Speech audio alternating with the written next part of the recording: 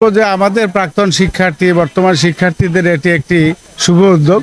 কারণ হলো যে বর্তমান প্রেক্ষাপটে আমাদের সমাজের নানা দিক থেকে আমাদের শিক্ষার্থীরা, আমাদের ছেলেমেয়েরা নানাভাবে দিকভ্রান্ত, তারা নানাভাবে বিপথে পরিচালিত হচ্ছে।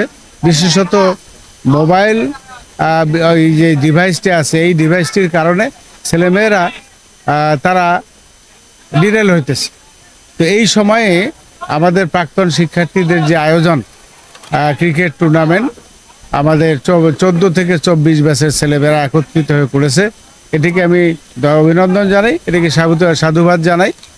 যদিও এটি এখন অনড়ম্বরভাবে অনুষ্ঠিত হচ্ছে, আমরা চেষ্টা করব আগামী বছর থেকে আমাদের প্রাক্তন শিক্ষার্থীরা আমরা আড়ম্বরপূর্ণভাবে এরকম বিভিন্নভাবে আমাদের পুনর্মিলনী, আমাদের হলো উৎসব, আমাদের বর্ষপূর্তি, তারপরে এরকম যে কোনো যখন ছেলেমেয়েরা বিভিন্ন সময় ছুটিতে আসে, এই ছুটিকালীন সময়ে আমাদের শিক্ষার্থীরা আমাদের এই ক্যাম্পাসে এসে তারা খেলাধুলার মাধ্যমে একটা বিনোদনের সময় কাটাবে। তাদেরকে অন্যত্র একটা কোনো অপসংস্কৃতির আড্ডায় তারা জমবে না বা সেখানে মিলিত হবে না। কারাতে ও জুজুৎসু শিখুন, নিজেকে আত্মবিশ্বাসী ও লড়াকু হিসেবে গড়ে তুলুন। ভর্তি হতে যোগাযোগ করুন শেখ কামাল স্টেডিয়াম, লালমনিরহাট।